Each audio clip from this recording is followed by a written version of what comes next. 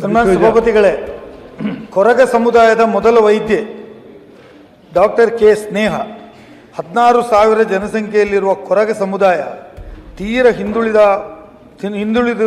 ಹಿಂದುಳಿದಿರುವುದಲ್ಲದೆ ಅಸ್ಪೃಶ್ಯತೆಯ ಸಂಕಟದಿಂದ ಇನ್ನೂ ದೂರವಾಗಿಲ್ಲ.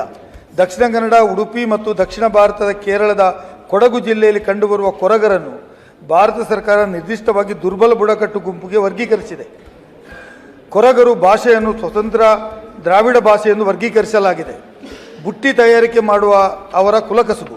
ಶೈಕ್ಷಣಿಕವಾಗಿ ತೀರಾ ಹಿಂದುಳಿದ ಸಮಾಜದ ಇತ್ತೀಚಿನ ವರ್ಷಗಳಲ್ಲಿ ಕೊಂಚ ಬದಲಾವಣೆ ತೆರೆದುಕೊಂಡಿದೆ. ಸಮುದಾಯದ ಒಬ್ಬರು 2010ರಲ್ಲಿ PhD ಪದವಿ ಪಡೆದಿದ್ದರು. 2012ರಲ್ಲಿ ಇಬ್ಬರು ವಿಶ್ವವಿದ್ಯಾನಿಲಯದ ಅನುದಾನ ಆಯೋಗದ ನಡೆಸಿದ ಉಪನ್ಯಾಸಕತ್ವದ ರಾಷ್ಟ್ರೀಯ ಅರ್ಹತಾ ಪರೀಕ್ಷೆಗೆ ಉತ್ತೀರ್ಣರಾಗಿದ್ದರು.